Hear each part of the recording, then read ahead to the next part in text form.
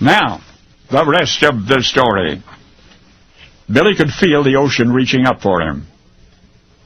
As the watery fingers were searching for intruders to pull down into the soundless depths, Billy could feel the ocean reaching up for him, and in minutes he would be drowned, and perhaps never found. Had he only half listened to the warnings of those who lived nearby? Something about unfamiliar waters, something about a bad time to go swimming. But folks always said that, didn't they? Billy had never in his life heard of a riptide, the collision of opposing tides, and its turbulent result. The strongest swimmer would be foolish to defy such conditions, even more so a college student on a casual weekend at the beach. But there was Billy, in the riptide's grip, too far from shore to be heard, the chaotic currents battering his body against the jutting rocks. An eternity loomed before him. But this is the rest of the story.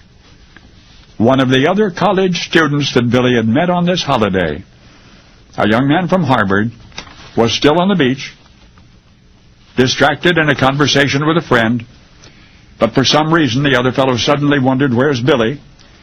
And then he turned, squinted out into the springtime glare. He saw the struggling figure in the water. In an instant, the Harvard boy was dashing for a small boat. That was a risk in itself. A rowboat in a riptide could be headed for a long ride, even disaster. But there was no time to think about that or anything except the young man gasping in the churning, treacherous water. The Harvard student maneuvered the little craft skillfully. He could see Billy clearly now, by then helpless and bleeding. Closer, closer still. "Hang on," shouted the Harvard boy, and then, just in time, the hand reached down from the little boat, and Billy, flailing, reached up to grab it and took hold and lunged to safety. Some 25 years later, those two young men, long separated, were reunited. Reunited at a conference in Seattle. Their children played together. Their wives got acquainted. The two men talked old times, and one in particular, the Hyannisport holiday long past, very nearly Bill's last. "You never told me that story," said the Harvard man's wife.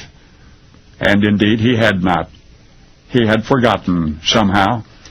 He recalled the colonial cottage 2 blocks from the beach, and the breeze and the sun and the companionship of those 2 lazy spring days, and yet until being reminded he had not even remembered the riptide and the rescue, and consequently the irony had eluded him.